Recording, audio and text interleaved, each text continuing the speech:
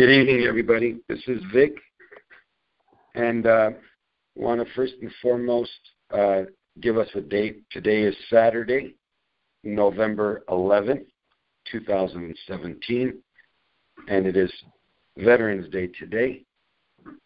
And so I'd like to wish all of you veterans very happy Veterans Day, as well as thank you for your service to our wonderful nation.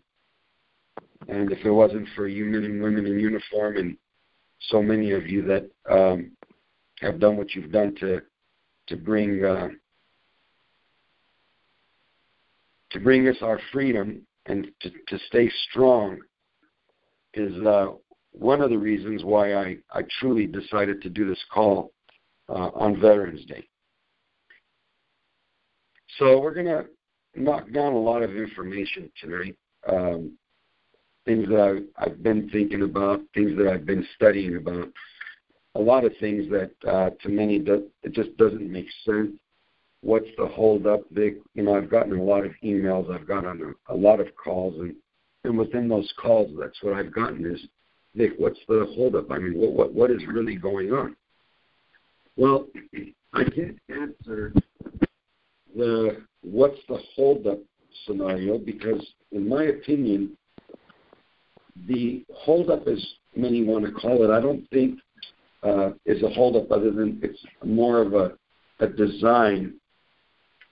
And that design was created a long time ago, long before 2003, long before the first invasion, even prior to Saddam going into Kuwait. I think that many people are now starting to be a bit more open-minded. I think people are realizing a lot of things that have been called and talked on many of these calls haven't come to pass. I've always said that I'm not a fortune teller, but I can at least do the math. I definitely do use my common sense, and I am a history. I love history, so that comes to me very easily. So what I want to start this call off with first and foremost, as far as information, is that something happened, I would say, let's give it 8 years ago. But let's say 8 years ago. And I'm going to be more punctual, but I'll say 8 years ago. And with what happened 8 years ago, many people, I was inclined to read about it. I was interested in finding out more about it, steered clear from it. I knew that there was a lot of things that the common Joe wouldn't know about it, and so I included myself in that group. And what am I talking about? I'm talking about the Bitcoin. I'm talking about cryptocurrency. So with that, remember that, because I'm going to come to that later in the call. So this thing called Bitcoin, as I said to everybody on the call prior, that I purchased a lot of reserves back in the day for a good reason.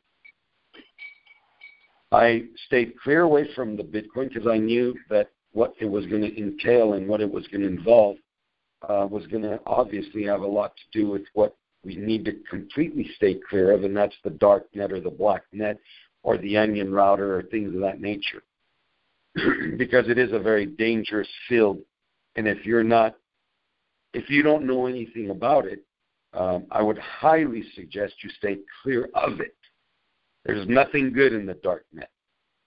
But with that dark net and with this Bitcoin comes a word by the name of Silk Roads, which we've spoken on much about on prior calls. And the Silk Road that we were speaking of and the Silk Road that was created in the dark net were kind of the same, but a bit different because of the public. I'm not trying to convolute matters in no way, shape, or form, but I want you to remember Bitcoin, and I want you to remember Silk Road, and I want you to write this name down, and you can do your own research, please do, into a person by the name of Dread Pirate Roberts. Now, with that said, let's open up a page real quick, and let's go to Bitcoin. And this is where I'm going to start this call from, because it's something that, again, I stayed clear from, didn't want to have nothing to do with it, and it was, to me, pretty dangerous. Bitcoin is a worldwide cryptocurrency and digital payment system called the first decentralized digital currency, as the system works without a central repository or single administrator. So, whether this person is true or not, we don't know, but there was a person by the name of Satoshi Nakamoto who invented this so-called Bitcoin realm and the open source software affiliated with it back in 2009. And it's a system that took place peer-to-peer. And you have an e-wallet, you can buy and sell, and it's basically, that's what it's called, cryptic currency. And if you all remember, on calls I spoke of Ahmad Chalibi, which was a relative of Alawi, who was involved with a friend of his at MIT in regards to creating the cryptography machine. So did Mr. per se Chalibi know about Bitcoin? Of course he knew about Bitcoin. They were trying to take Iraq into a e-trade, e-commerce, everything E, electronic this, electronic that. So Bitcoin. I didn't like it then. I really don't like it now. Did I get involved? I did.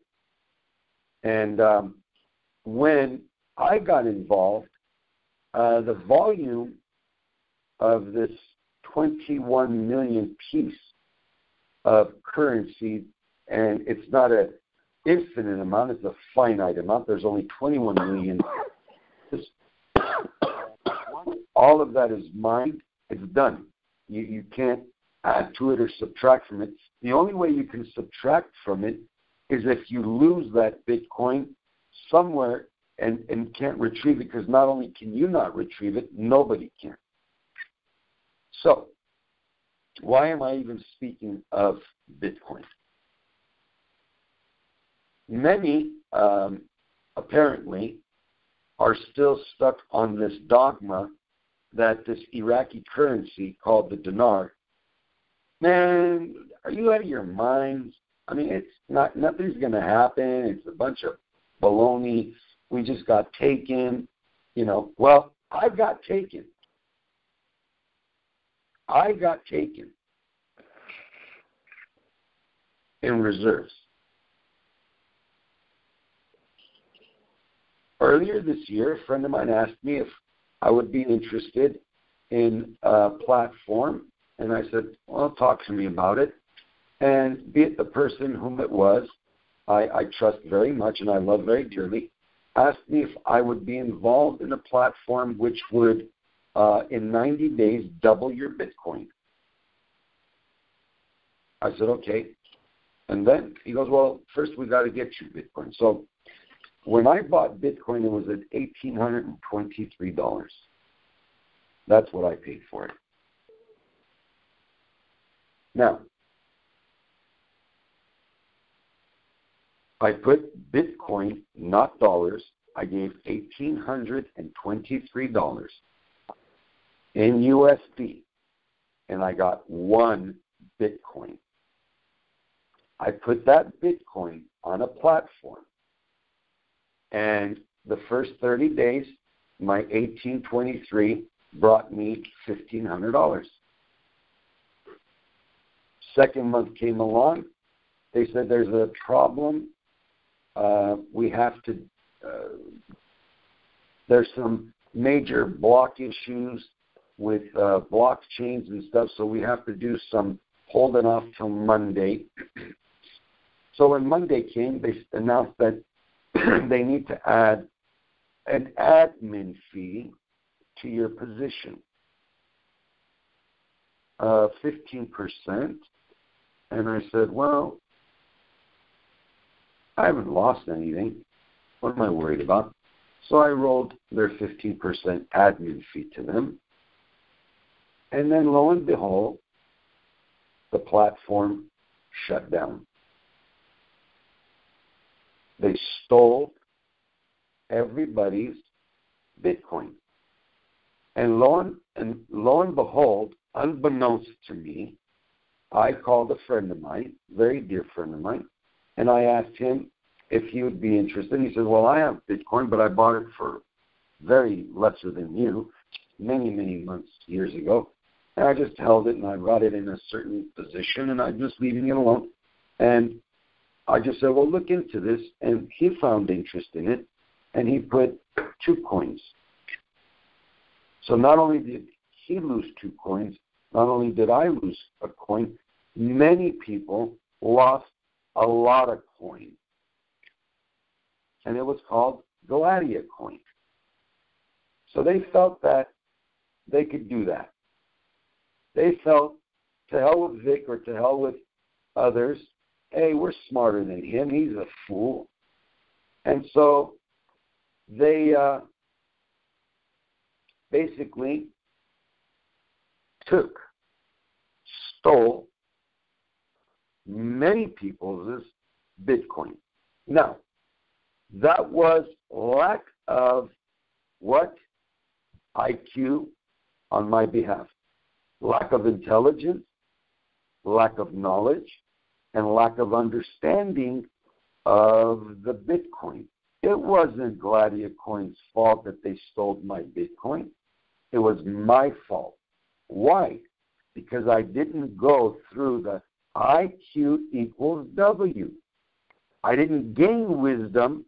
I didn't use my intelligence properly. I didn't use ascertaining my knowledge properly. I didn't get into the understanding aspect of it like I should have to equal W. And so a Bitcoin was lost. The Bitcoin was lost. My proceeds, I broke even. My coin was gone. I lost the 1823 of the coin, but they'd already given me interest because I was going to double my coin in 90 days, and I was well above 30-something days. So I basically broke even. Many didn't, and that's the unfortunate. Can we track these people down? No, you can't. I've tried. I mentioned the name I asked you to write down, Dread Pirate Roberts. We're going to get to him later. What am I talking about Bitcoin on a Saturday night with all of you in regards to Iraqi dinar and Iraqi information? Vic, why are we talking about the Bitcoin? Why are we talking about the Bitcoin? Why are we talking about the Bitcoin? Okay, I'm going to tell you why we're talking about the Bitcoin. When Bitcoin started in 2009, many of you prior to me had already invested in the Iraqi dinar. Did you not? Yes, you did. The gentleman was just talking to me right now. He said, been in it from the beginning. When I got in, as I said to you, when I was looking at Bitcoin, back in the day, it was at merely cents, pennies, not even $1 yet. And I said to myself, I understand what they're talking. I understand what cryptocurrency is all about. I know what they're trying to get to. They want to decentralize all these central banks. We want to do peer-to-peer. I got it, bro. I got it. I understand what it is. Privacy, secrecy. Got it. I understand. You're going to say, okay, Vic, what are we getting at here? I said to all of you listening to Vic, I said, under no circumstances, any circumstances, do not tell anybody how much dinar you have. Do not tell anybody where your dinar is at. Do not offer your dinar to anybody to trade in for you. Do not offer anything about your personal information about your dinar. It's not a cryptic currency. I'm using Bitcoin for you as an example as to what happened to me, and I'm a pretty smart guy. Hell, there's a lot smarter than me that got taken too. For 100 coins, for 60 coins, 50 coins, 15 coins, 5 coins, 10 coins. Because it's cryptic. You don't know who the guy is. It's peer-to-peer. You don't know if it's a he, it's a she. And if you don't go through a so-called escrow and you just buy and sell whatever, you can buy Starbucks coffee with it if you have your BitPay card. Well, all that's great. But we went into a platform, not from greed. It had nothing to do with greed. It had everything to do with the right reasons again. But those on the other side of the screen, those that were running that, hosting that site, they felt they had seen enough Bitcoins come in that they could shut the platform down and disappear with quite a bit of money. If not hundreds of thousands, it was millions, folks. Why? Because when the Bitcoin started, the value of the Bitcoin was in the pennies. That's what it was. It was in the pennies. Where is Bitcoin today? Where was Bitcoin last week? According to CoinDesk's Bitcoin Price Index, the number one cryptocurrency by total network value fell below 7,000 at 11:25 UTC this morning and hit an all 8-day low of $6,793. A minor bid wave seen during the Asian session today quickly ran up the stream above 7,300.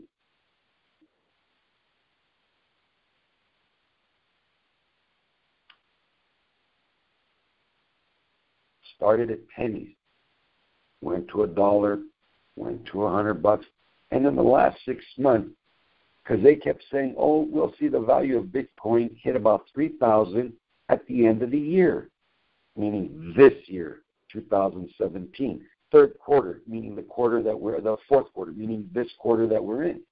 And guess what? It didn't wait that long to hit $7,500 per coin. So now, why am I even bringing this to the forefront?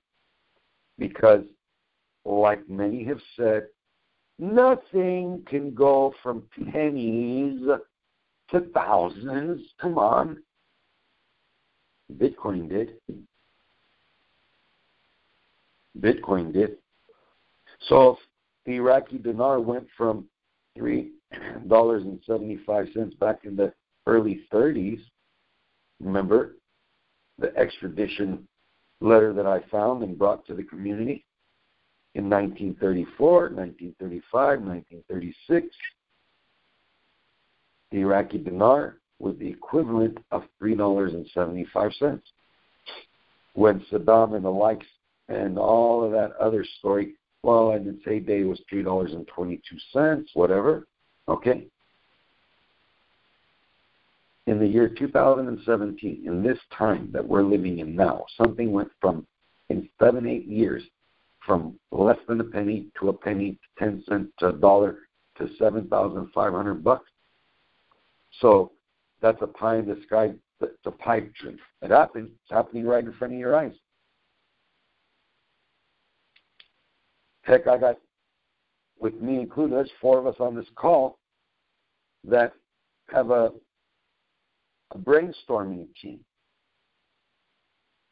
And all of us are surprised that, well, really? $7,000 for Bitcoin? Now, this call is not about Bitcoin. That's the comparison. So when someone says to you, well, yeah, the Iraqi dinar will come out at 10 cents. It'll come out at 86 cents. It'll come out at this. It'll come out at that. Well, first of all, that is a tender. It's not a cryptocurrency. It's run through a centralized banking system. It's real paper. It's a currency that goes from hand to hand, bank to bank, company to company, or whatever. But when the value of something is taken down and depressed for a reason, and we pretty much grip the reason, it was so that Saddam wouldn't have the monetary buying power of only not his currency or the Kuwaiti dinar when he ransacked their central bank so that he could continue, quote unquote, we never found weapons of mass destruction, but everybody knew, for whatever reason, the Central Intelligence Agency always denied the fact. But where do you think all that stuff that ended up in Syria came from? Half of it went to Iran, if you remember. They were fighting for 8 years. Then they became buddy-buddy. And Saddam sent fighter jets, a lot of his cache of weaponry, and a lot of what stormed into Tehran University's nuclear power plant was Iraqi, not only engineers, physicists, doctors, hence Mossad killed 5 of them, if you all remember. Why'd they all go to Iran? And then from there, that information got leaked, or I shouldn't say leaked, sorry. It got taken over to North Korea, and, well, North Korea and Iran have been working on that for a long time together. So when Iran gets money in January and cometh June, North Korea is blowing off rockets with no money in its pocket. Where did that money come from? Who was asking North Korea to continue researching, finding out ways that they can bring a ballistic missile with a nuclear warhead all the way across the pond, or from North Korea to the United States, with whose help? So a lot of things need to be discussed. There's a lot of avenues left open. But since this is an Iraqi dinar call, quote unquote, I'm going to try to keep my grounds in those parentheses. I mentioned to a dear sister of mine that I have a strange feeling that those wily English are up to their no-good selves again. Why would Britain wait 40 years to become part of the European Union, create the European Union, and in a month or two's time decide they're just going to drop the European Union and we want to be by ourselves again? We want to lock our borders. We don't want to have nothing to do with these refugees. But yet they have no problem with oligarchs, Iraqis, Jordanians, Iranians, Saudi Arabians, anybody, including Bandar Sultan himself, being involved in a big arms deal and getting a lot of cash deposited into the Saudi Arabian embassy accounts in Washington, D.C. from BAE, the British Aeronautics So, not all that glitters is gold. We know that. There's a lot of things going on here. So, with Brexit, I'd like to ask all of you again, do your own research and come up with the time and the date as to when this Brexit deal is supposed to be done. If you Google it, I guess you can Google it, Brexit timeline, and figure out, like, when is that supposed to be done? I mean, really? I mean, it's got to take 2 years, right? So, Brexit timeline. Events leading to the UK's exit from the European Union.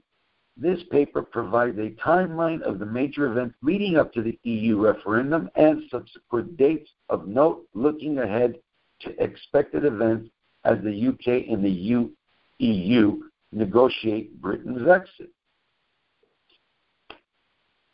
So, it's a 2-year deal from the day that they announced it. And the day that they announced it to the day that they have to complete their exit is a 2-year time span.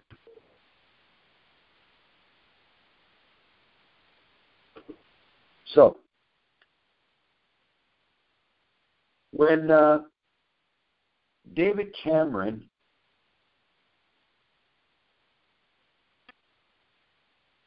brought that referendum, that was on the 23rd of June, not of this year. But a lot of people have a problem putting dots together. You're going to say, Vic, you went from Bitcoins to Brexit. I mean, where are we going with this? Like I've always said, do the math, use your common sense, and definitely refer to history. Why have I said that? Because if you are a believer in history, and we know the story of history because, as Thomas said, history doesn't repeat itself, only fools repeat history. That in itself is a very true statement. There is the flip side of that, though.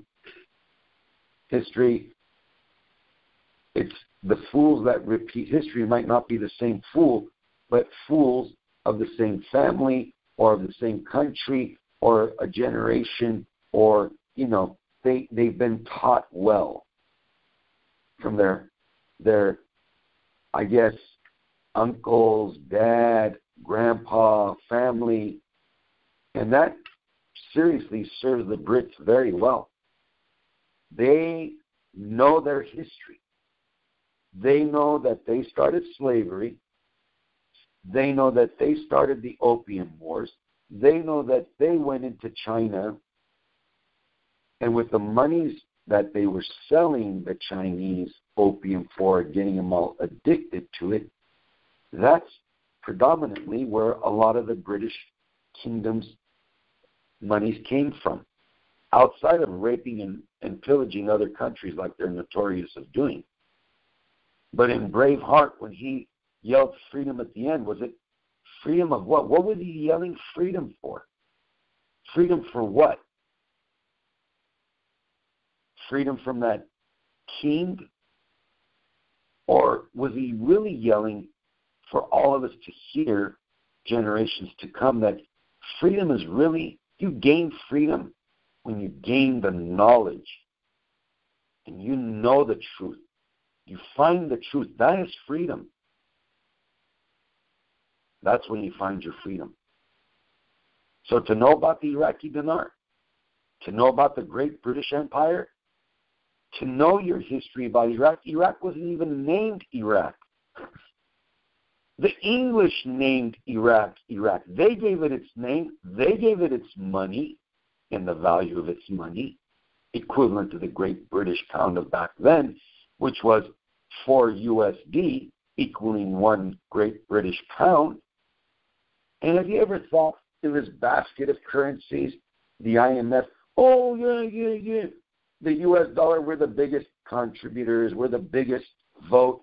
Why, if you are England and you're part of the European Union, then why does your currency still have to be on that basket of currencies as the Great British Pound when the French franc and the German Deutschmark were taken off when the euro was introduced? Why did the Great British Pound have to stay? Well, you can say, well, God, Vic, that's not fair to say because the yen is there.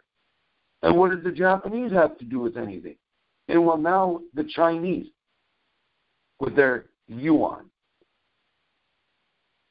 My question to you is when on this call I said there's a formula connected. There's a formula connected. I said CJ was, I think, one writers to us, and I said you're getting close.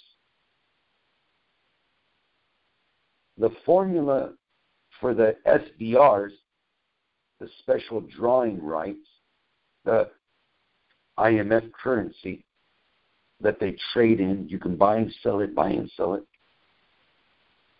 keeping control, keeping certain countries suppressed, allowing other countries to gain in value of their currency. Why so abruptly, all of a sudden, the Kuwaiti dinar is out of business, and then they get Saddam out of there, and it goes right back to where it was. But who was holding the lion's share of those Kuwaiti dinars when all that was happening? Some people say, well, I don't know, Bill Clinton was able to pay down the deficit.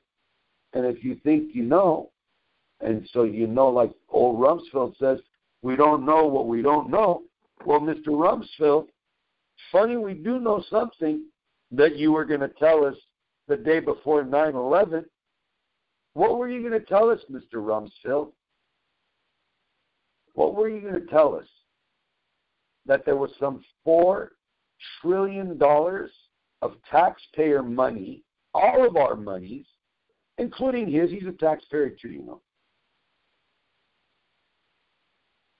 4 trillion.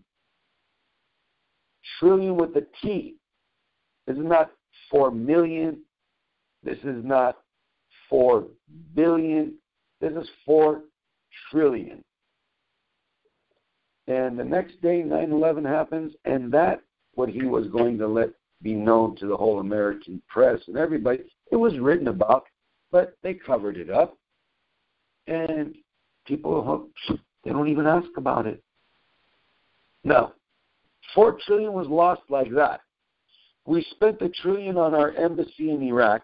We spent another $1 trillion on the war that's going to cost us about $4 million when it's all said and done. And in the midst of all this, in 2008, starting into 2009, we have the worst financial meltdown to where we were in trouble. And Rex Tillerson and a few big boys were there to help. Lehman Brothers, bad. Bear Stearns, forget about it. The United States became a purchaser of a lot of stock at a drop value price. And we held until certain corporations like AIG were able to come back and pay us a profit and redeem those stocks after we sold them back to them. But LIBOR is what it was based on. The LIBOR, the fraud, the mortgage-backed securities, this, that, and the other. All of this mess was created by Lehman Brothers in London, where Assad's wife, the likes of Assad's wife, not at Lehman Brothers, at another investment house, they concoct things like this. So in the minute, while we're talking about Brexit, let's go over to LIBOR a minute. Let's open LIBOR. LIBOR rate. LIBOR rate. What's LIBOR rate, folks? Oh, or ICE LIBOR, the world's most widely used benchmark for short-term interest rates. It serves as a primary indicator for the average rate at which banks that contribute to the determination of LIBOR may obtain short-term loans in the London interbank market. No wonder why Maliki was no fool and he kept taking all this Iraqi stolen currency and money and what was her name? Hamadira Dry was taking satchels of money to London. He was no fool. He was no fool. And neither is Alawi. And neither is Chalibi, the late Chalibi.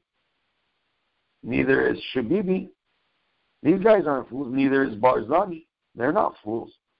They know where to take the money. They know where to deposit the money. Shabs isn't going to London to get me and you to come in and invest in Iraq. So when this LIBOR breakdown and this mortgage meltdown and the United States mortgage meltdown, housing, everything goes to,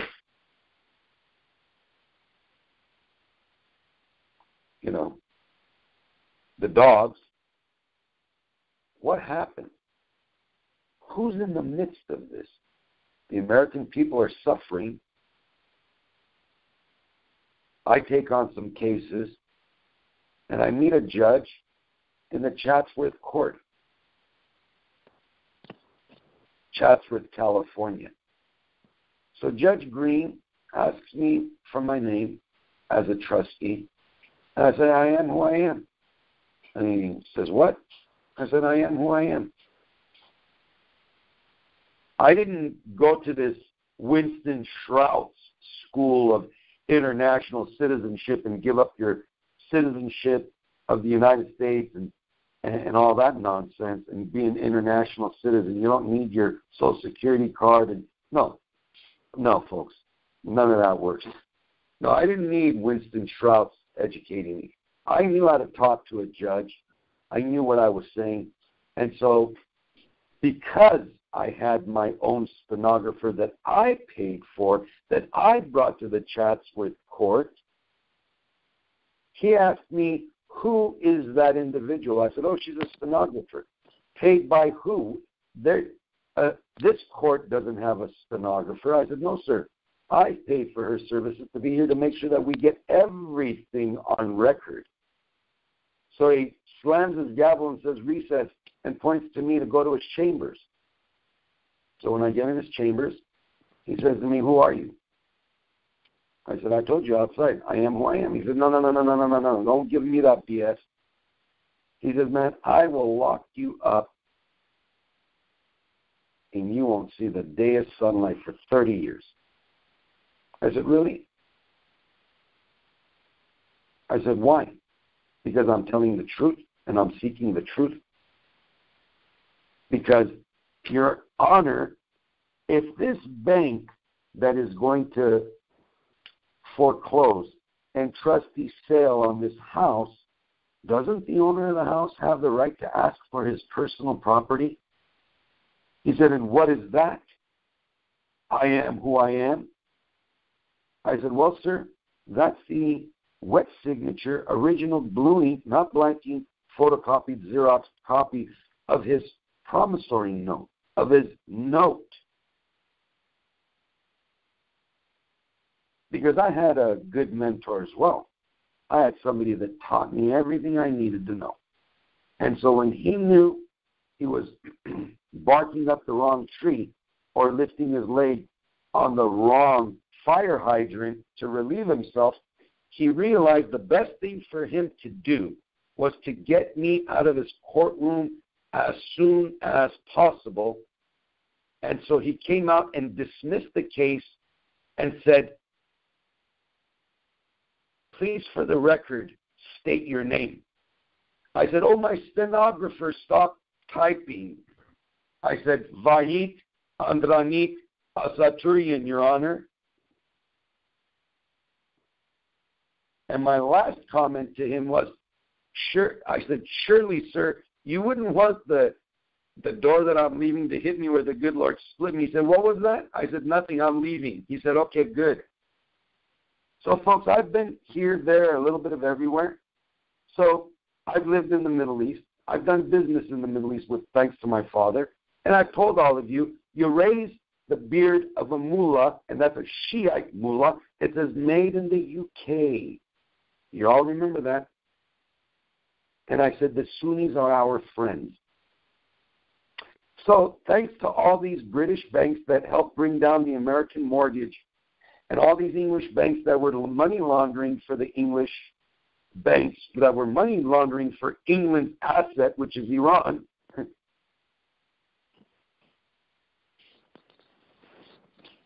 President Obama releases tons and tons and tons of money to the Iranians on a midnight flight. And it pretty much to me looked like it was a drug deal, like an Escobar drug deal going down. Didn't it look like that to you?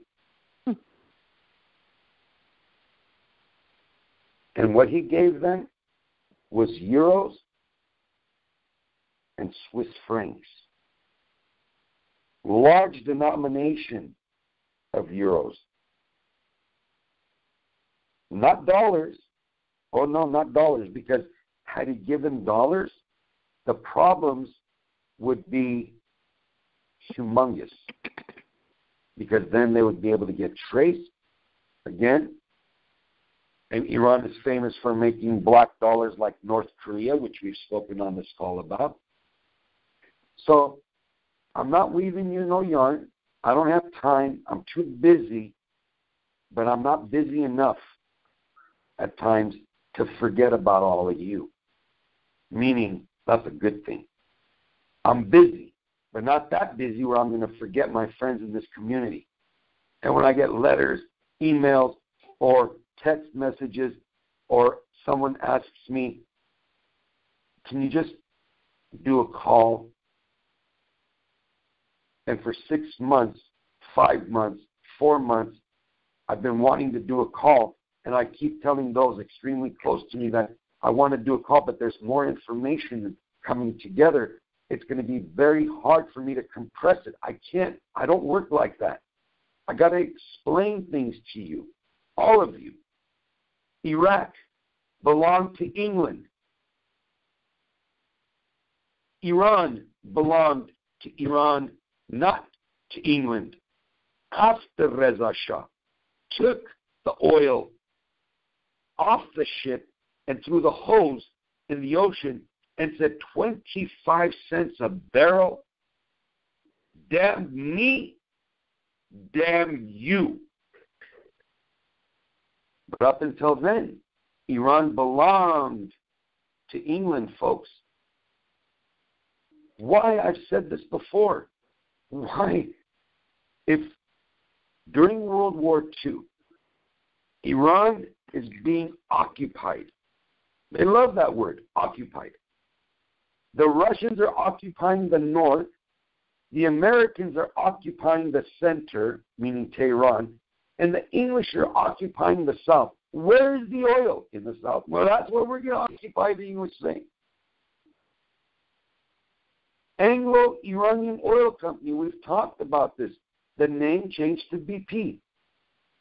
British Petroleum. British Petroleum, part of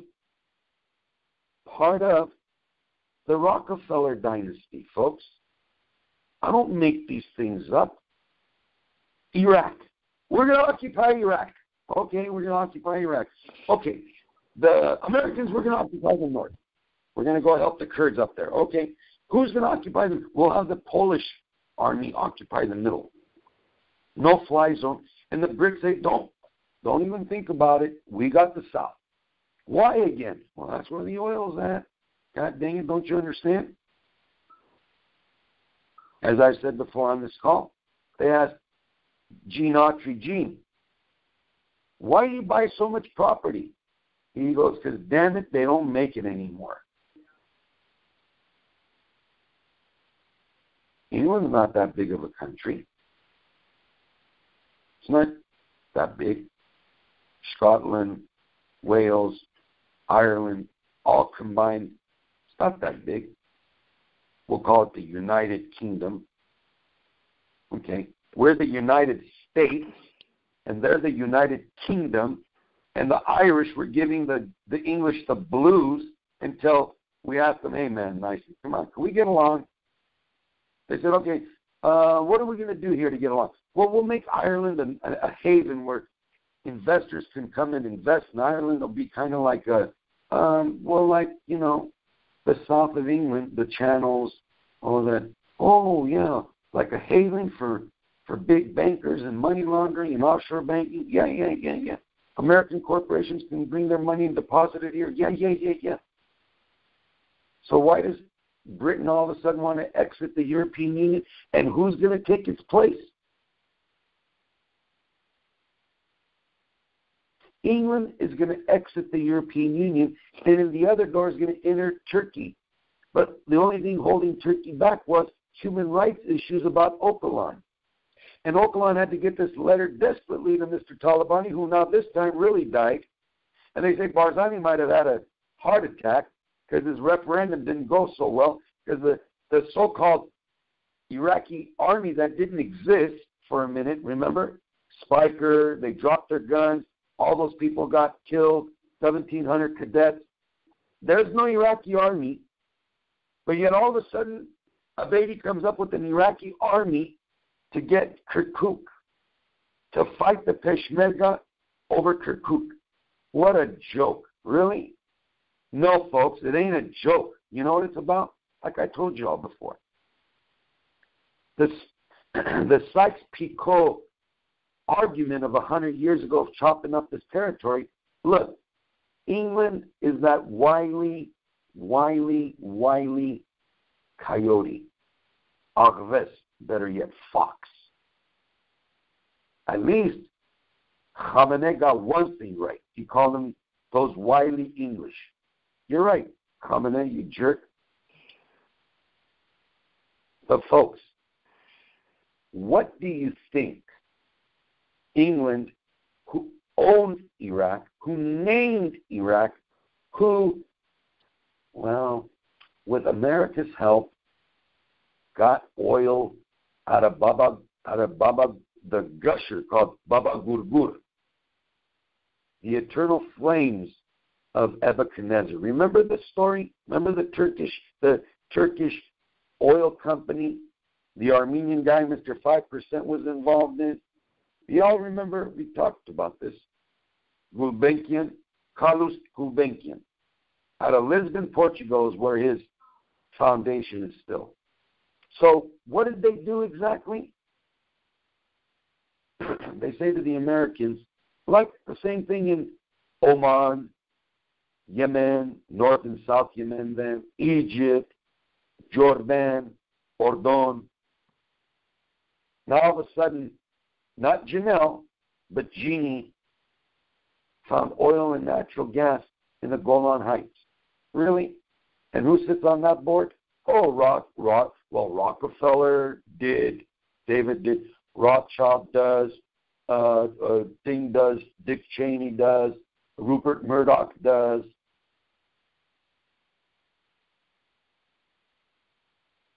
And they're going to let the Turks run Soviet, because let's call it what it is. Vladimir Putin is not a capitalist. Oh, he is when it comes to money. But he's an old school communist. And he's going to let Turkey bypass his natural gas and oil from Baku, from the Caspian Sea, from Georgia, Vrastan, Tiflis, and he's going to let this other pipeline that's going to be smarter, lesser expensive, it runs through Armenia, happen. And then you got to talk to Öcalan, because that property that's supposed to go over and through is where the stronghold of Öcalan and his Kurds are. So, Mr. Barzani, you know that letter that you were supposed to get with Mr. Talabani? You know what that letter, I can almost guess what that letter was? Masood, don't be a fool like your dad. Don't be a fool like Mustafa, your father. America's not going to help you. America's not going to help you, bro. I love you, Masood. You Mahadan, Iran, born Kurd. I love you, man. But they're not going to give it to you. They can't. They can't give you what you want, Masood. They can't give it to you. They'll let you send some oil out of Seyhan, but they can't give you what you want. They can't let you unite all the Kurds. Not the Iranian, not the Iraqi, not the Kurds from Turkey, and not Syria. They can't give you what you want, Masood. Because then Turkey can't give up land that doesn't belong to him. Erdogan knows his story like you, like me, like Talabani, and like Kubat, his son born in Syria. They know it can't happen. You should have just stayed with your 17%, eat your mush and hush. But no, you wanted what wasn't going to happen. Joseph Biden was full of crap if he said that the three-partitioning of Iraq would be the best.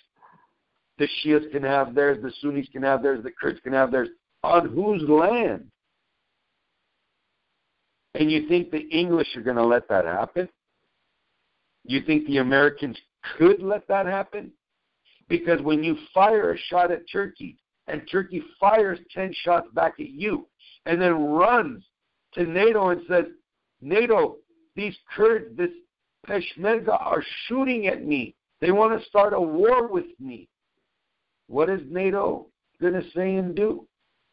Masood, NATO says, one for all for one. Turkey is a NATO nation, and it wants to enter the European Union, Masood. Not giving you the Kurds land that belongs to the Armenians that they took from the Armenians. You know your story, Masood. You know I don't have to tell you. So, what did Talabani say? He didn't say anything for 18 months because he knew it ain't going to happen. Him and you got into a fight because you were your dad's son, and I respect that. And he was a socialist, didn't like your dad's ideas. But at least America showed you enough respect to the Kurds. We came to help, and we gave you the Swiss dinar that only you had. We came to help. We didn't come to occupy. We came to liberate. And then you guys say, well, enough time. Can you guys leave now? Maliki said, what SOFA agreement? Oh, that SOFA agreement? You mean the SOFA I have to sit on in the Oval Office and write notes that Mr. Obama tells me to write? That SOFA? Okay. That SOFA. Yeah, Maliki, that SOFA. They bring this jerk to the Willard Hotel. They grill him. He goes back. And what happens? Well, more sex slaves, more drugs, more money laundering, more stolen oil, and boom, whang, shebang, ISIS is born. Really? Really?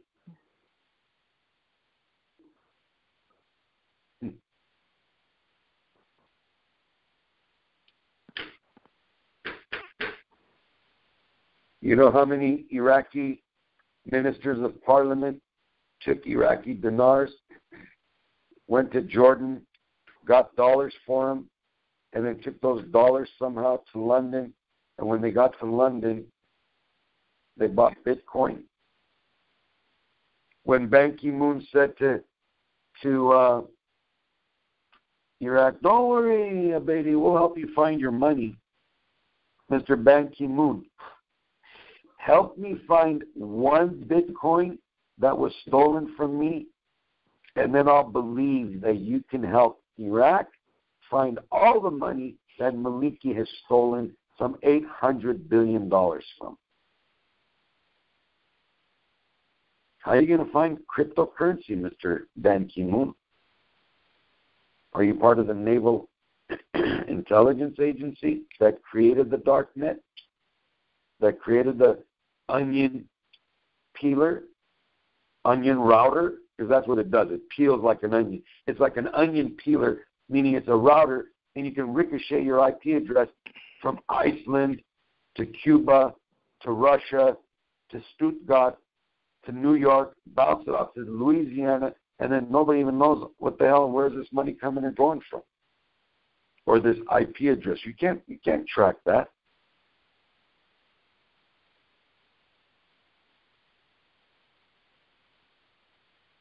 If the Arabs didn't like us, the Sunnis, why would Mr. Trump go to Saudi Arabia and come home with a $200 billion deal?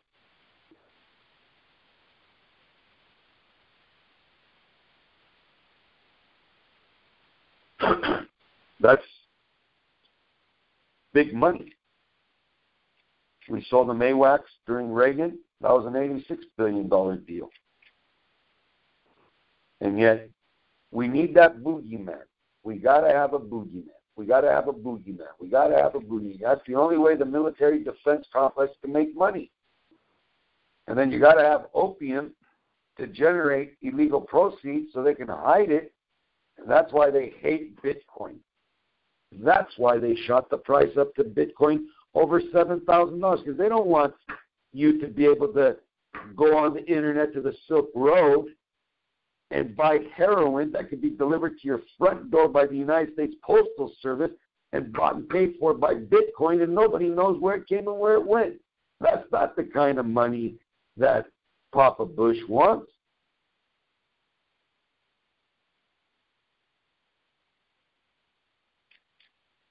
He needs cash like Escobar. He needs cash going into Panamanian banks so Noriega can launder and he can get his action through Zapata Corporation. What's the matter, boss? You think I'm head of CIA and me and old Richard Helms put this crap together and we're going to go home? Oh, and Papa Bush is worth $20 million, really? Is that what you think?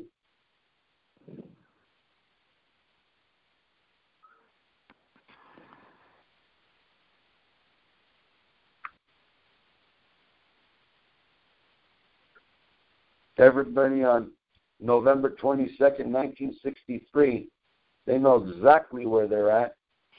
I did as a 3-year-old kid. Everybody on this call remembers, except Papa Bush doesn't remember where he was.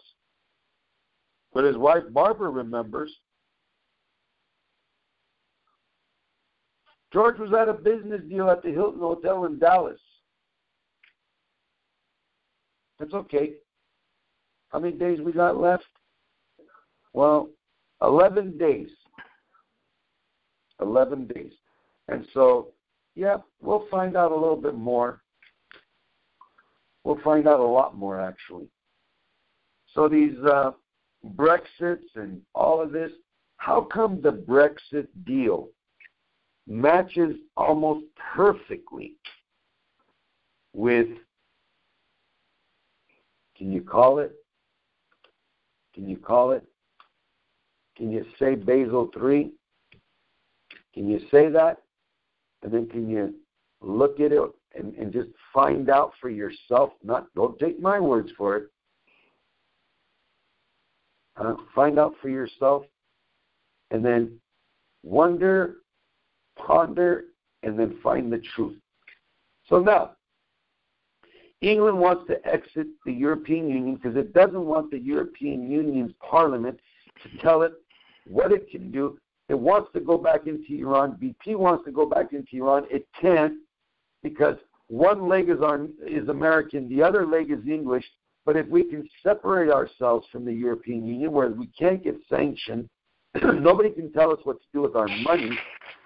And if we got dinars, like the Americans do, because at least we should have 50-50, man. I mean, I'm your best ally and helps you get rid of Saddam. If I'm sitting on $4 trillion Dinar like you are supposedly. That's a lot of money, man. But why would England, and England don't like sharing any money with anybody. Remember, one Rothschild lends money to another Rothschild, whether you're from Paris, Geneva, London, Vienna, or Genoa. You might be my cousin, we might be children of brothers, but hey, if you need money from me, I got to lend it to you with interest. They don't give each other free money. So why would they give anybody else free money?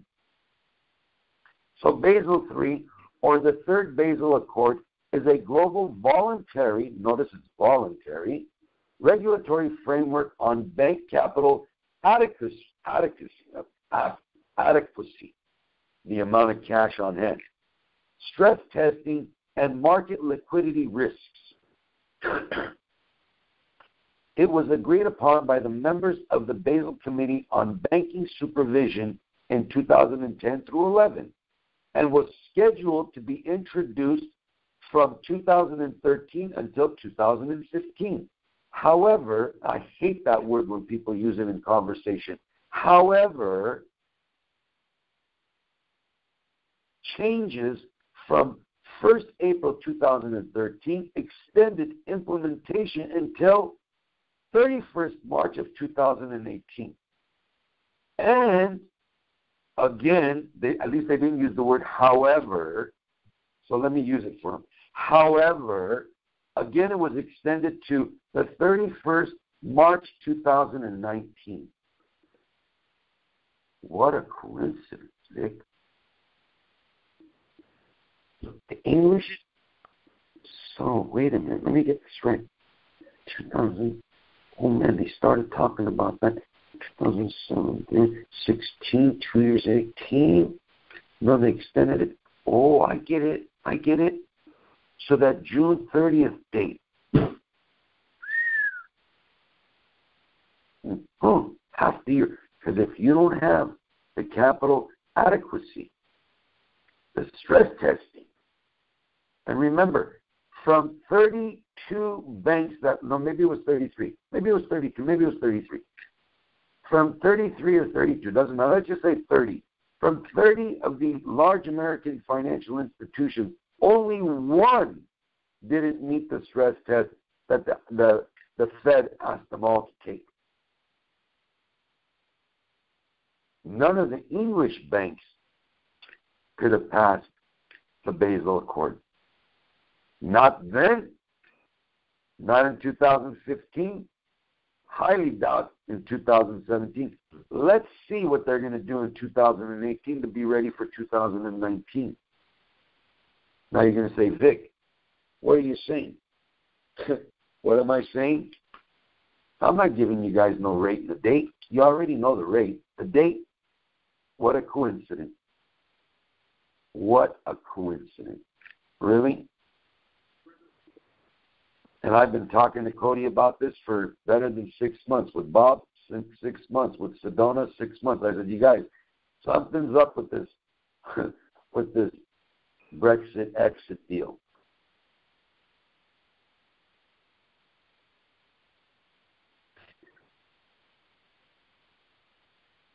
Something's up.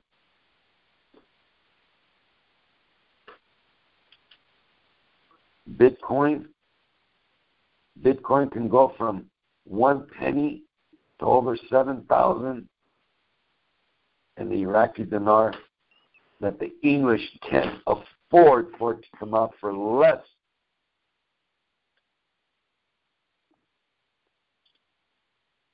We're having a meltdown. No, you ain't having no meltdown. It's because, let's give credit where credit is due, I guess. The powers to be. That's another word I can't stand. The powers to be. Yeah. The powers to be don't want you. They didn't want you, just like they didn't want me knowing anything about the Bitcoin. It wasn't for us. when we got in it, when we got involved in it, and when this young man who created the Silk Road on the dark net, what he said was, at my site, you can't get these three things. Child pornography, you can't get. Stolen items, you can't get. And murder for hire, you can't get. That's what he said. But you want heroin? You want hash? Turkish good-ass shit? You go buy it from a vendor on Silk Road. You pay that guy with Bitcoin, and he'll get it to your house somehow, some way. You all watched that video, mind you. I'd like for all of you to watch that video, because the way this idiot got caught, he didn't get caught. He knew exactly what he was doing, because it was coming time. Oh, and from the jail that he was in, he's mysteriously been moved to another location and nobody knows where he's at. Now, how does that happen? Maybe he went in the witness protection program, like Sammy the Bull Gravano, and then winds up in Phoenix, Arizona, and selling ecstasy. I mean, that guy, he definitely was part of the 1%ers. 99% of the people like John Gotti tried to break out of jail, and stupid Sammy the Bull Gravano, he's the 1%er that breaks into jail. He went right back. So, whether Shabibi said this, Shabibi said that, Mohammed Saleh said this, Mohammed Saleh said that, whether Abedi wants this or Abedi wants that, I don't care what all of them want. I could care less. For the last 10 years, 11 years, 12 years, 15 years, well, it's 14 since 2003. Since 2003, whatever we all thought could, should, would, all of these people have made money. They've all made money. And they all got even more wealthier. And the 13303 served the American corporations just the way it was supposed to, because no American corporation should go bankrupt doing business in Iraq. And believe me, none of them should, and none of them have. They'll all make money. They've RV'd every day for the last 14, 15 years. Shabibi's made money. All of them have made money. And I'm not talking about the Panama Papers, about Alawi having so many billions and Jafari having so many billions and Najafi. All that, I could care less. They're supposed to make money. They're supposed to make money. The country being rebuilt. However, Masoud Barzani will see his HCL law come to pass. He will see the population of the Kurds being paid. He will see the Peshmerga get paid. What he won't see is he won't see that 104-acre property that was sitting inside the green zone called the American Embassy be moved like they want to move the Israeli embassy to Jerusalem. That ain't happening, folks. In other words, I can't give you my nose despite my face. I can't do it. The United States can't, because there's other lengthy contract.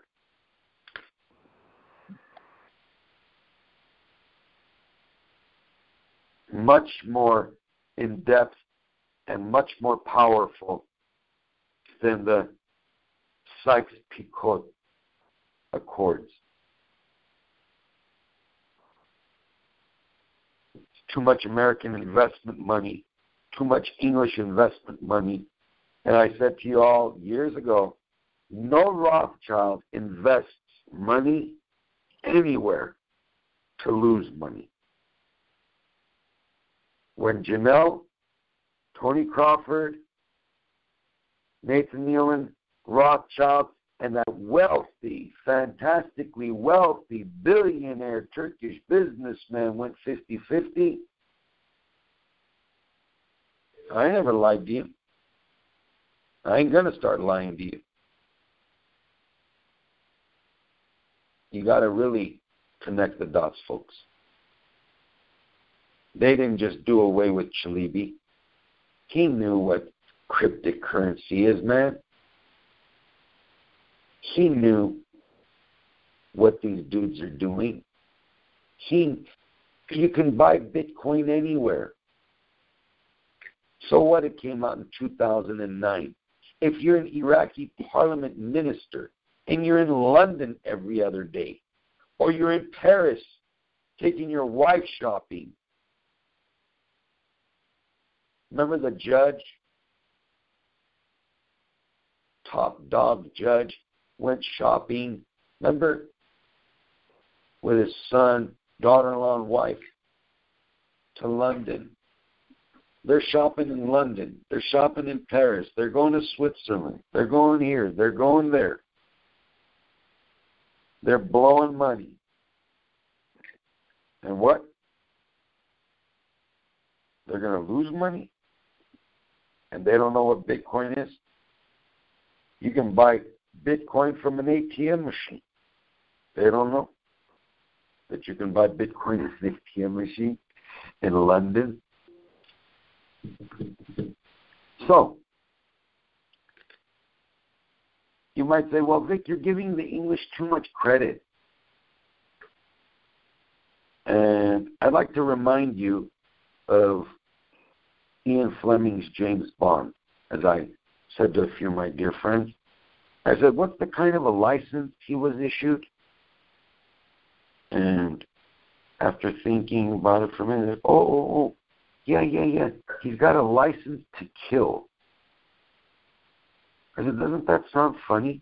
That the Queen, Her Royal Majesty, would allow her MI6 to give an agent by the name James Bond 007 a license to kill?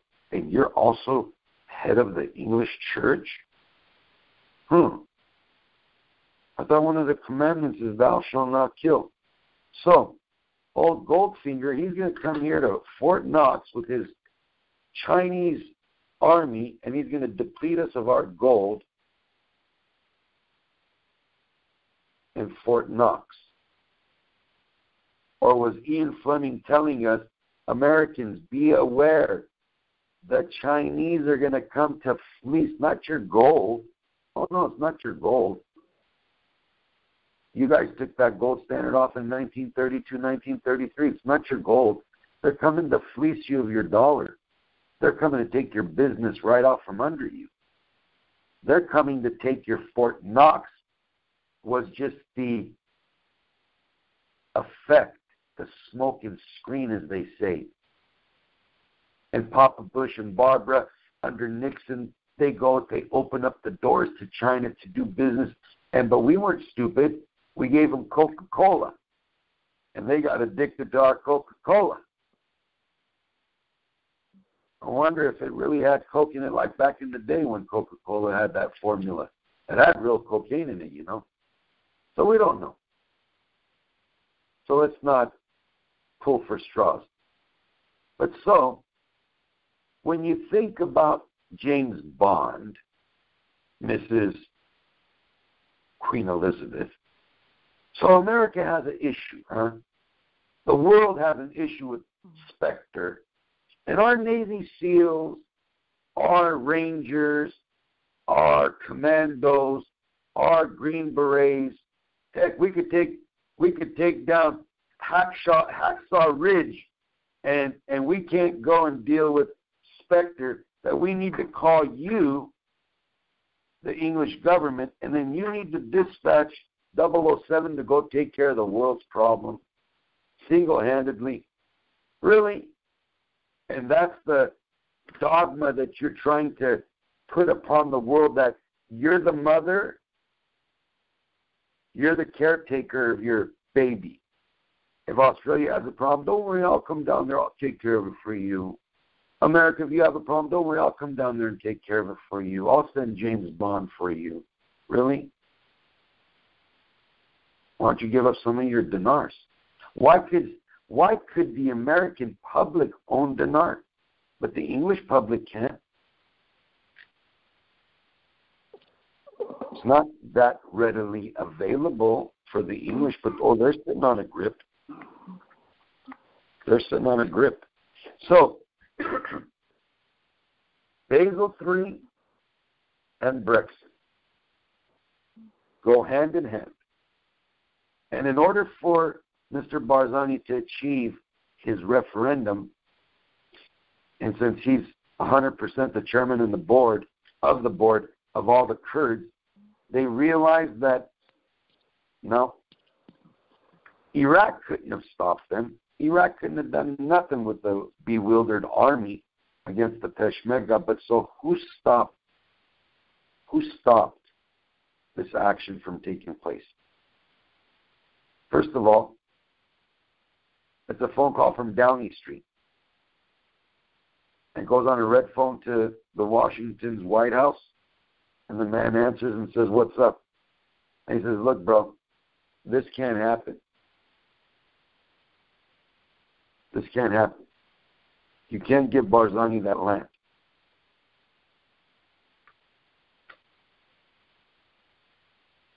Where did that phone call come from? Well, it came from, Erdogan. Why? Why did it come from Erdogan?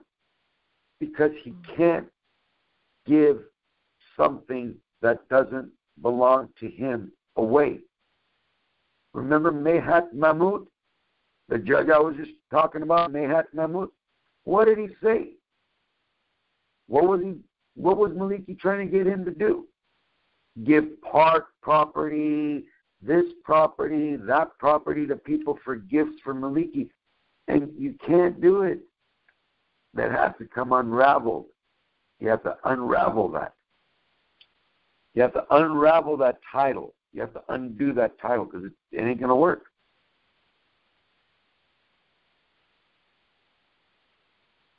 Think of Basel III and Brexit meeting hand in hand, because when this happens, and it's going to happen, I'm talking about the Iraqi dinar, and it comes back at its value of $3.75 to $4, you think the English are going to share that with the European Union?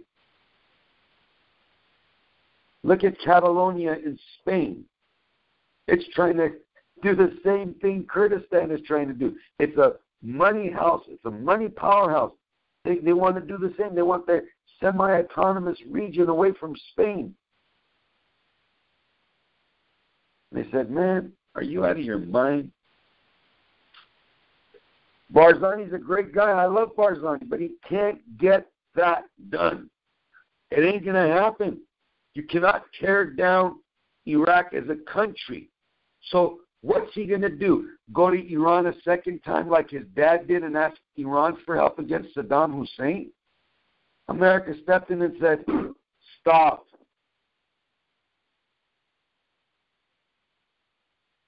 It can't happen, folks. But what can happen is what are you selling that oil for, Barzani? To pay my Peshmerga and to pay my citizens? You're going to get it. You're going to get it. However, you had that 17%. You bickered.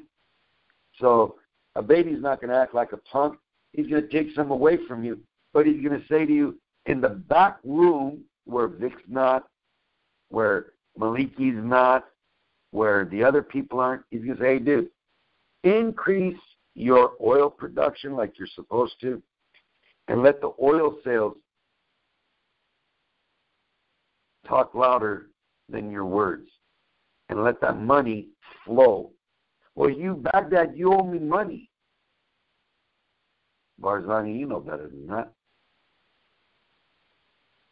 You want me to write you an IOU again? Because the one I wrote you is going to get paid. You want me to write you another IOU?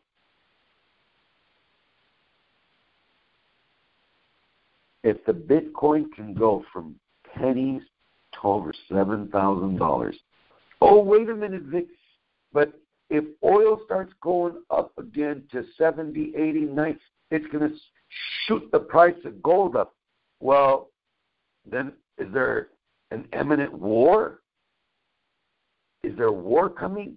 Are you hearing war drums? Because usually when the price of gold starts to shoot up, it's instability. How could it possibly be? How could Bitcoin, a cryptocurrency that you can't touch, you can't see, how could it be worth almost 4.5 times the amount of an ounce of gold? And the whole world is killing themselves for gold, saying, well, the man with the gold makes the rules, don't he, Vic?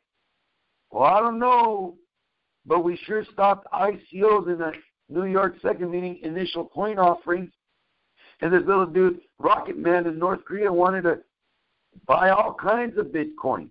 And so Mr. Trump says to that Jinping Fing, hey, dude, ping sounds like a golf ball. You want me to put this iron to it or this club and ping that ball right off this golf course? I don't know where you played golf with Obama, over there by Vic, over in Palm Springs, over in that rich dude's house. What was his name? Walter Annenberg's house? You ain't playing that kind of golf on my golf course. Not at Mar-a-Lago, you ain't, bro.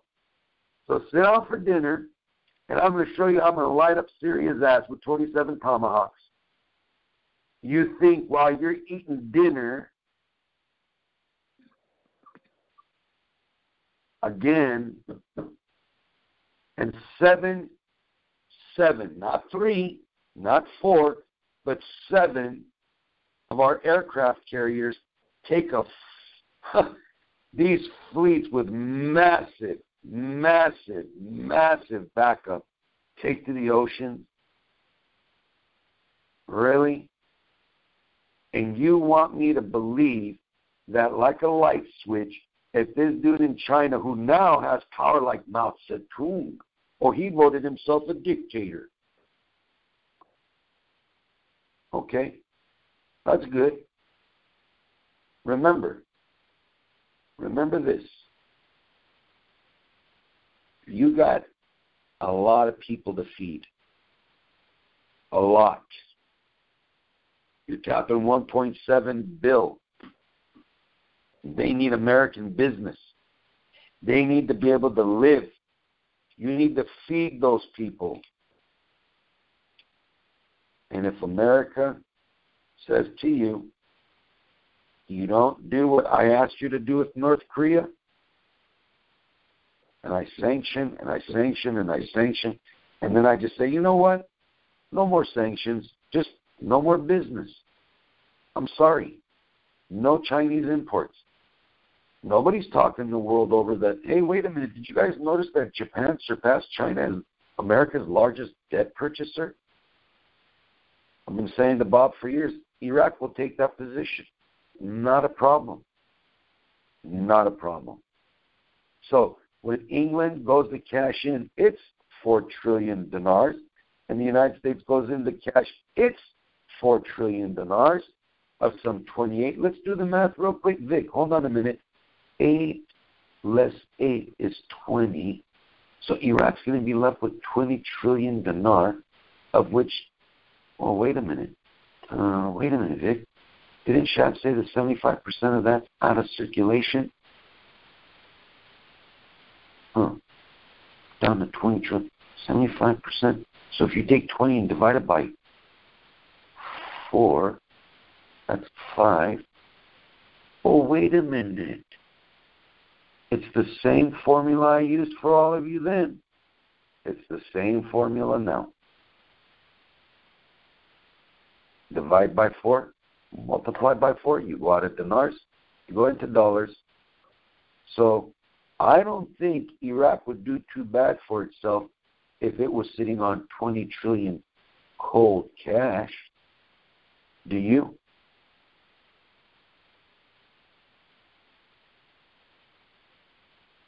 And remember, we're 50-50 in this deal. England says to America.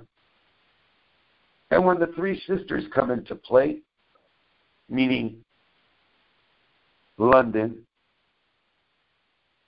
the Vatican, don't call it Rome, call it the Vatican. London City, the Vatican, and D.C., when those three come to play, London says, well, let's use the Vatican as the religious arm. We can launder money through it. Nobody would know anything. And D.C. says, yeah, don't worry, man, I'm the arm of it. And London says, well, I'm the real money behind the scenes. We'll just throw the IOR under the bus if anything happens. The International Organization of Relief. Remember what they did with Noriega? When he saw that he had nowhere to run, he ran into a what?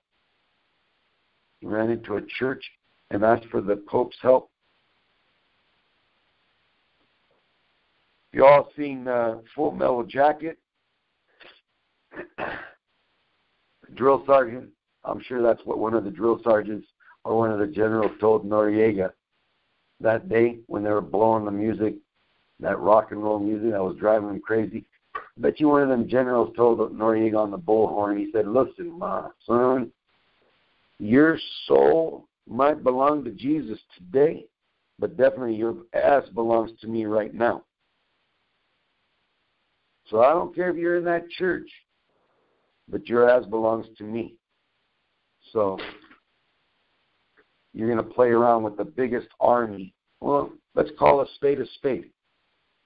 You're going to move 7 aircraft carriers the world over, and this kid in North Korea is wanting to stockpile Bitcoin in his war chest so he can buy things on the black dark net to do what to America? When we told Muammar Gaddafi, which window do you want us to put that Tomahawk missile through? And pinpoint it. So when all of this, folks, comes down, and it will, and you'll see that in the end, America will again come out on top, and England will come out with a lot of money because it's going to need a lot of money. It lost Hong Kong, it's financial. It doesn't have that much stake in Dubai as they'd like to. That's American money. That's Arab money. They really can't shake a stick at Saudi Arabia because they buy all their stuff from us. Oh, Bandar Sultan tried to make that deal go down, but it kind of went sour because he wanted a grip of money for his dad, who was going to be king, but didn't. That's why Salman stepped in. And so I don't know what kind of security he promised Putin about his Winter Games, but it sure seems like Vladimir Putin, he's celebrating. He's kind of laughing like a Cheshire cat, but his day is coming, folks. He just arrested, the guy's leaving his house to go to a rally, and this is the guy that could bring Vladimir down. And the minute he walks out of his house, he's arrested. So we're covering a lot of territory. I'm not done. There's a lot more to talk about. But I want to roll back to one thing that I always want you guys to remember. And please don't ever forget. The IMF doesn't just let money come into play and not have a reason for it. They go, okay, what's the market risk? What's the duration? What's the value at risk? What's my liquidity risk? What's my legal risk? What's my economic capital? Do I have credit risk? Do I have to standardize? Am I really going to regulate my banking? What is my monetary policy? What's my risk management? Am I going to be a supervisory, a market, regulatory? What am I going to do in this game? What am I involved in this game for, after all? Something was dropped on my lap by this union called the United Nations, and I'm a banking entity. The World Bank is a banking entity. I mean, and then we got to answer to this Bank of International Settlement. I don't get it. This poor lady with gray hair, she's losing it. You know who I'm talking about. Legar. She's saying, dude, I don't get it. What do you guys want me to do?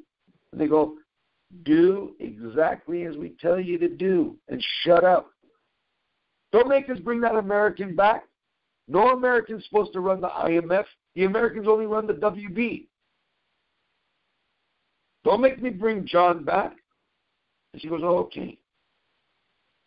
The dollar, the euro, the Japanese yen, the Great British Pound, and the Chinese yuan, who do you think owns all of that money? Who owns all of this money? Oh, you guys all forgot? Really? You forgot the Marshall Plan? Who was England after World War II? Who was Germany after World War II? Who was Japan after World War II? And China? Are you kidding me?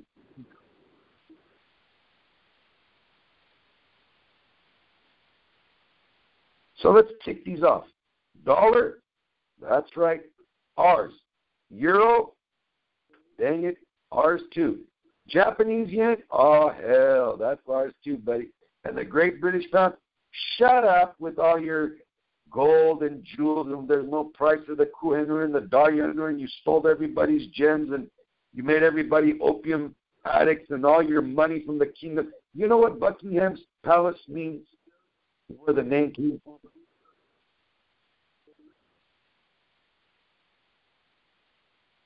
Read about Buckingham Palace, you'll find out. The English money, that's our money.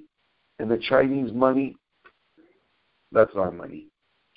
America's broke. America's 21 trillion in debt. America doesn't have this. America doesn't have that. Really? Oh boy. What America has a lot of is everything. We have a lot of money. We have a lot of land. We have a lot of oil. We have a lot of gold. We have a lot of Bitcoin. We have a lot of, well, I guess I have to say it.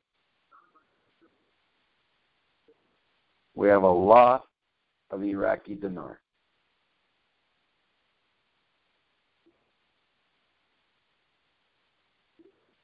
Do I need to go on?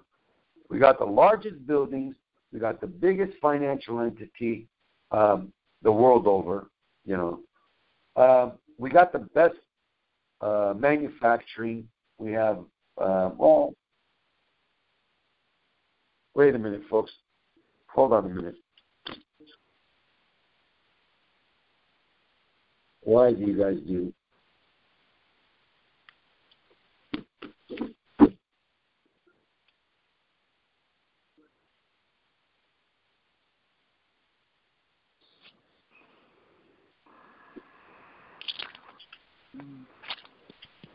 Can you hear me?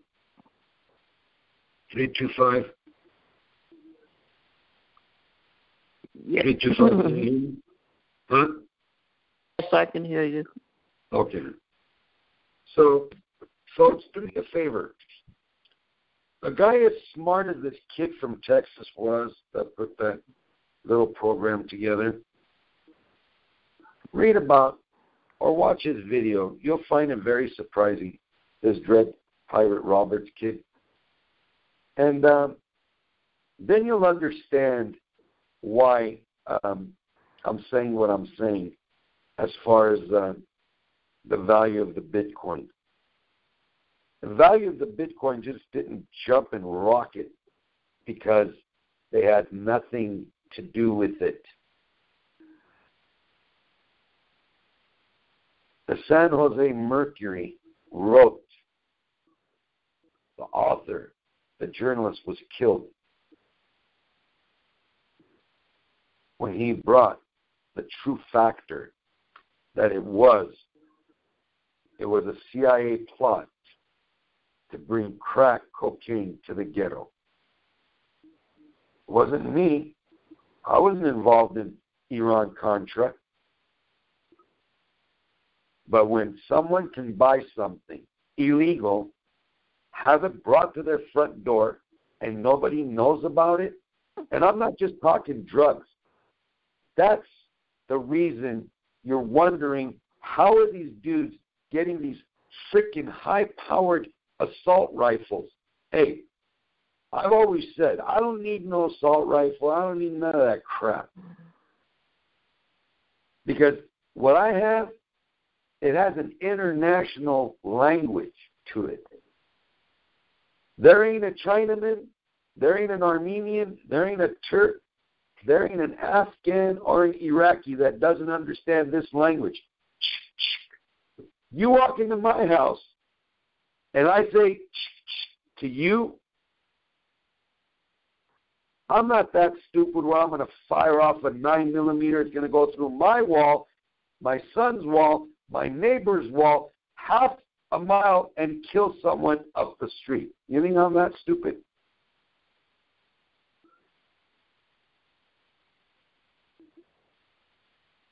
Shotgun's good for me. Should be good for anybody.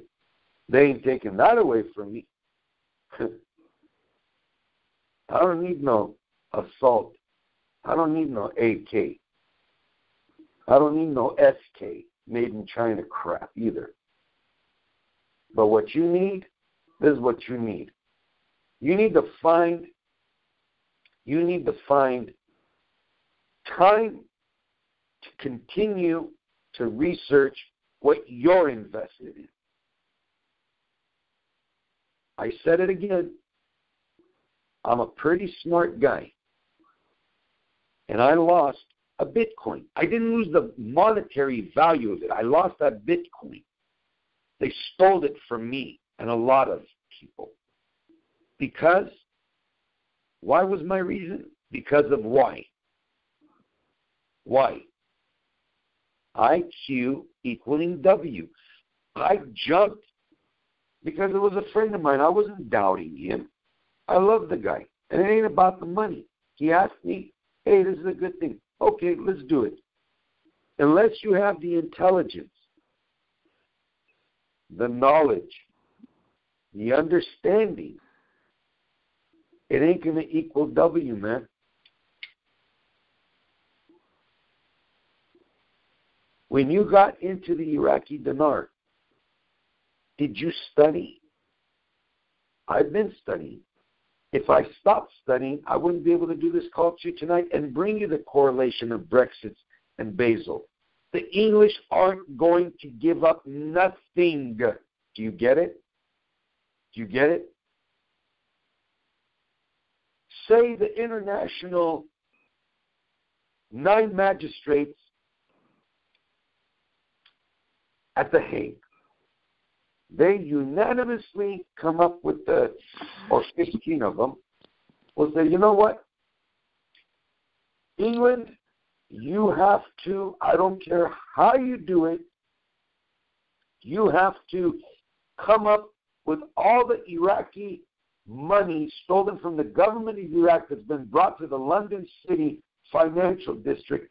We need for you, London, England, the government of the United Kingdom government has to, Prime Minister May, Miss Queen Elizabeth, all of you and your grandkids got to come together and give all the money that came from Iraq to your country.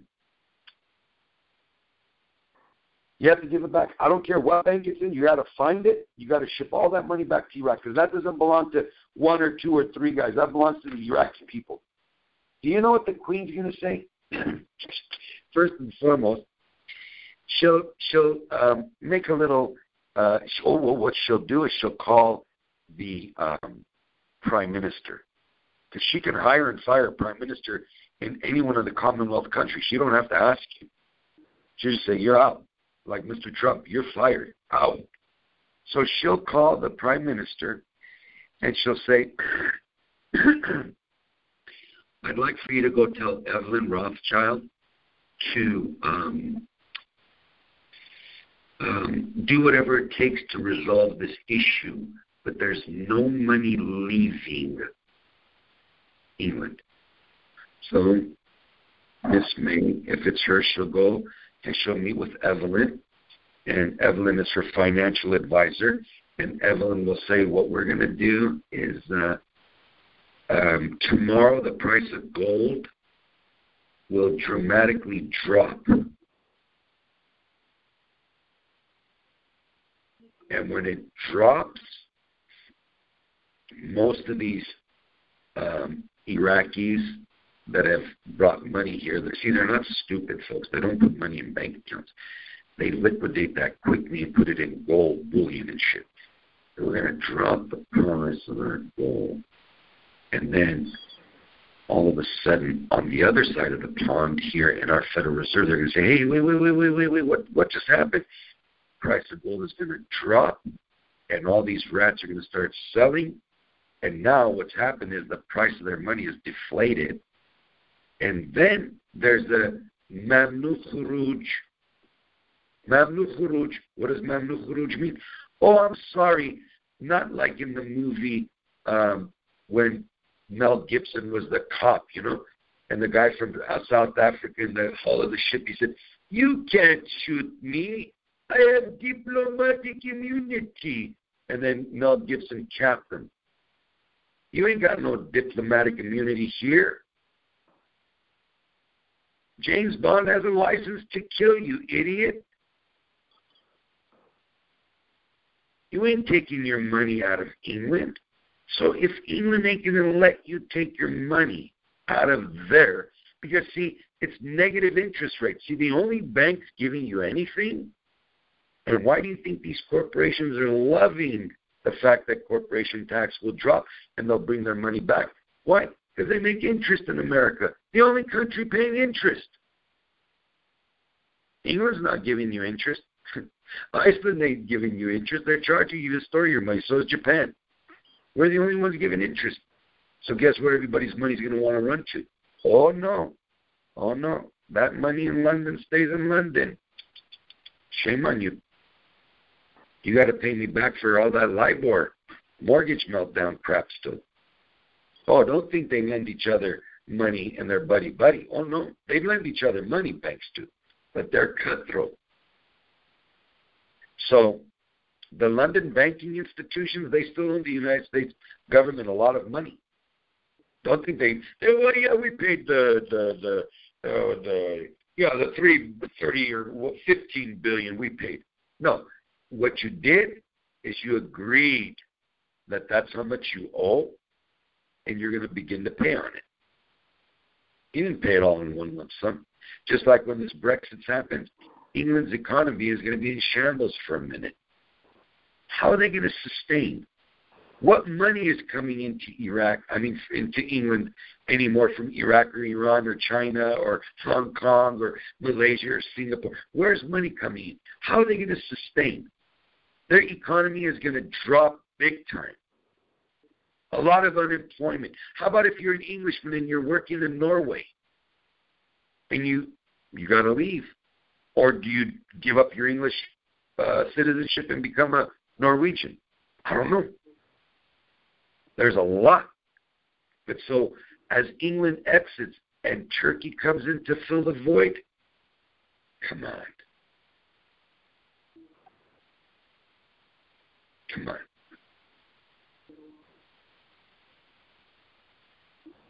Erdogan can't go against the United States. Erdogan can't really tell the American military, hey, that base, we're shutting it down because there's a coup d'etat going on and we don't know who's who, and so you better stay off. Really? Oh, so what Erdogan and Sirlik Air Base wanted me to do is send all my American soldiers off base. Guys, let's leave for a minute. Let's go to Kuwait for a minute. Let's leave Iraq for a minute. Let's go to Kuwait and park there for a minute, and we'll come right back. And let's go and leave our air base with B-2s and B-52 bombers with nuclear silos. We're just going to walk off the base because the Turks don't know who we are. And we're not a NATO nation either. Really. Okay. So remember, oil might be clean money, petrodollars, but opium and drugs is the dirty money that they need. These other guys, these I love Bitcoin guys. So the price of Bitcoin goes up to 7,000, and all of a sudden, little Chinito wants to buy some goods, or a North Korean dude wants to buy some goods on the dark net. He could have bought it yesterday for 2,000. He said, "No, I'll buy it tomorrow." Well, that's 3,000, and now he blinks at 6,000 and 7,000. He's knocked right out of the park. So meaning when that high quality, top notch, the best of the best methamphetamine that was going to Syria via Iran, bought from some dude on the web from China. No, not China. Don't sell it off to China. It was North Korea.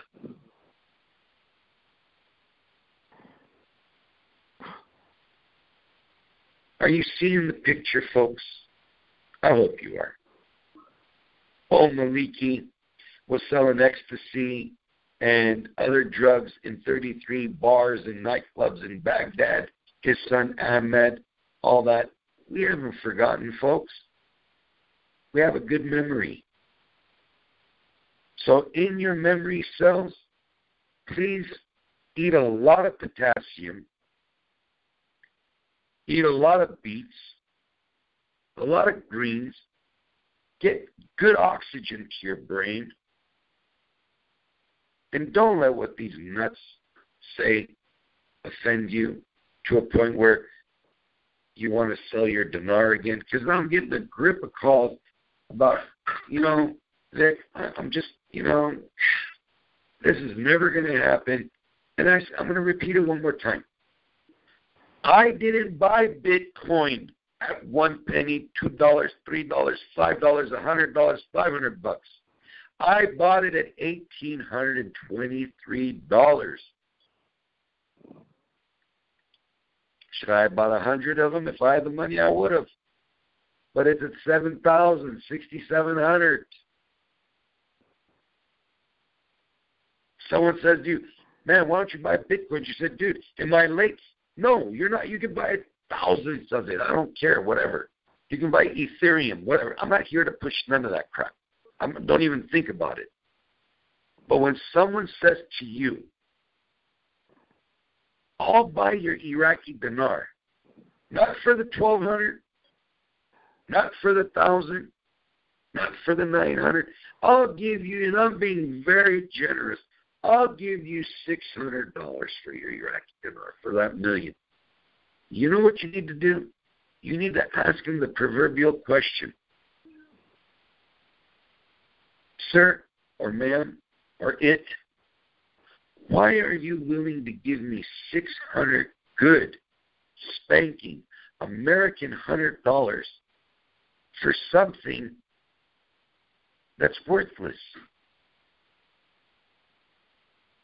That ain't going to happen. Is it truly out of the kindness of your heart? Really? Ask that question.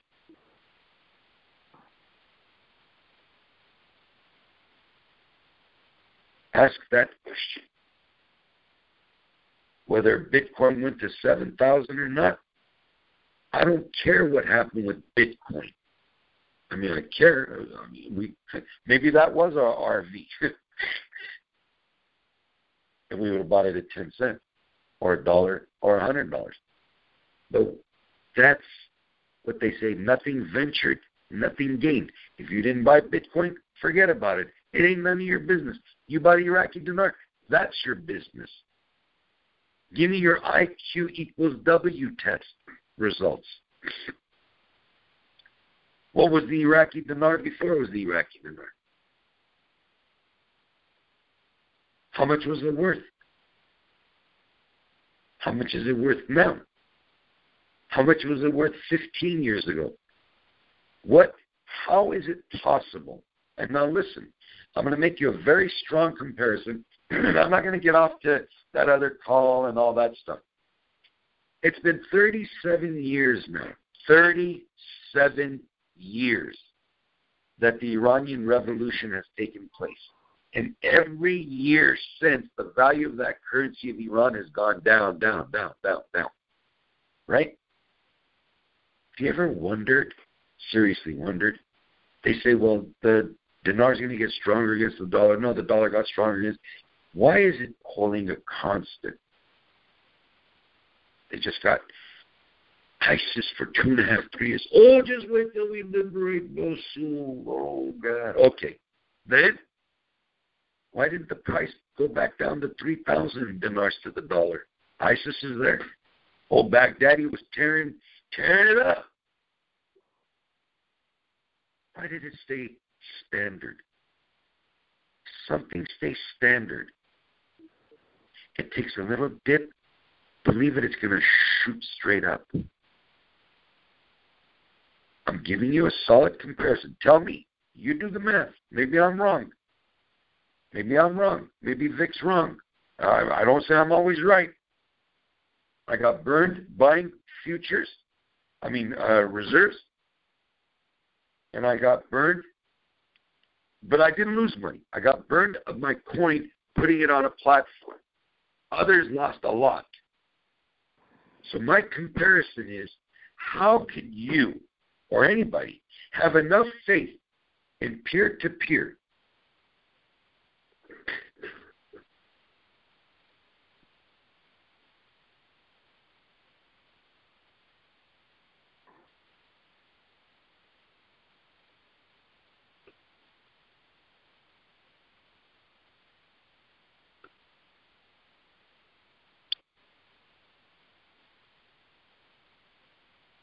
How could people have peer-to-peer a cryptocurrency that they can't see, they can't touch, they can't deposit in their wallet?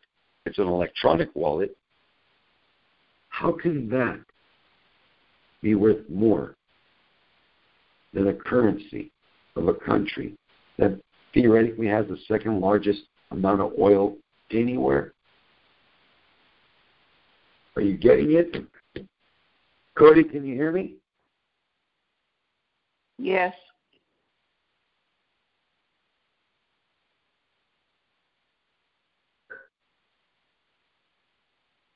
So when people, can you hear?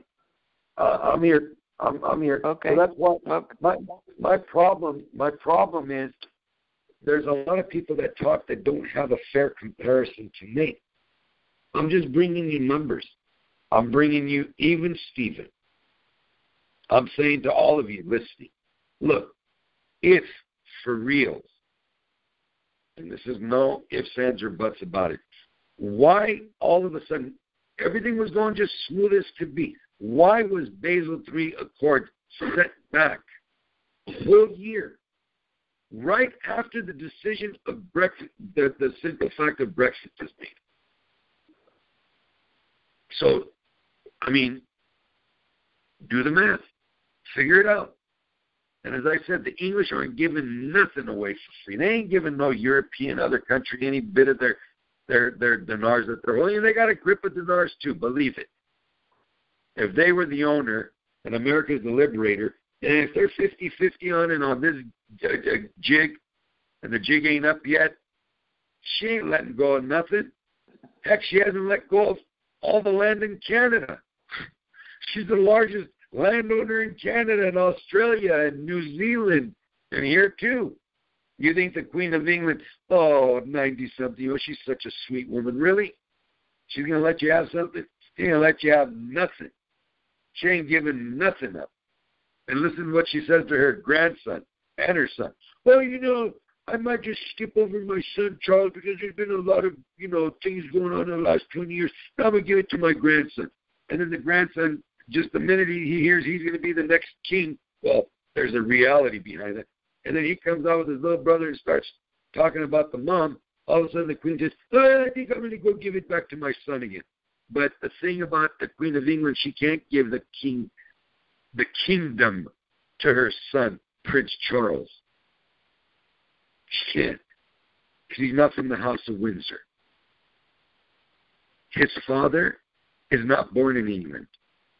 Prince Philip is the consort of the Queen, meaning that's all he is, the husband of the Queen. He's not born in England, he's born in Greece. He's from the Greek kingdom. So he can't allow his son, she cannot let her son, not she, not he, if their constitution won't allow for Prince Charles to be king.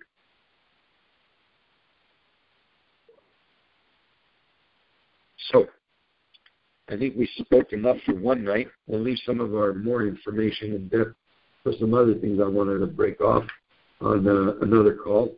But there's some ugly things happening in this country, and it's really got me bothered.